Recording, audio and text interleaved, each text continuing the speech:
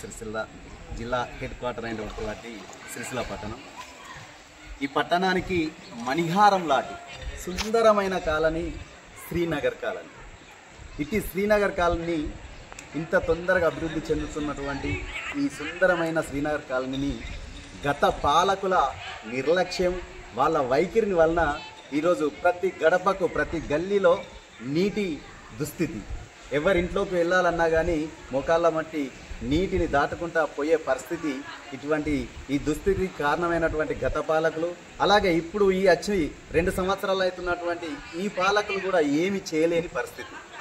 మా డిమాండ్ ఒక్కటే, భారతీయ జనతా పార్టీ తరఫున యుద్ధ ప్రాతిపదికన గౌరవ కలెక్టర్ గారు మరియు మున్సిపల్ అధికారులు యుద్ధ ప్రాతిపదికన ఆ కాలువ అంటే ఈ నీళ్లు కొత్త చెరువు నుండి వచ్చేటువంటి ఈ వరద నీటికి పర్మనెంట్గా శాశ్వత కాలువ నిర్మాణం తొందరగా చేపట్టి ఈ కాలనీని జలమయం నుండి కాపాడవలసిందిగా వేడుకుంటున్నాం మున్సిపల్ అధికారులను, అలాగే గౌరవ కలెక్టర్ గారిని.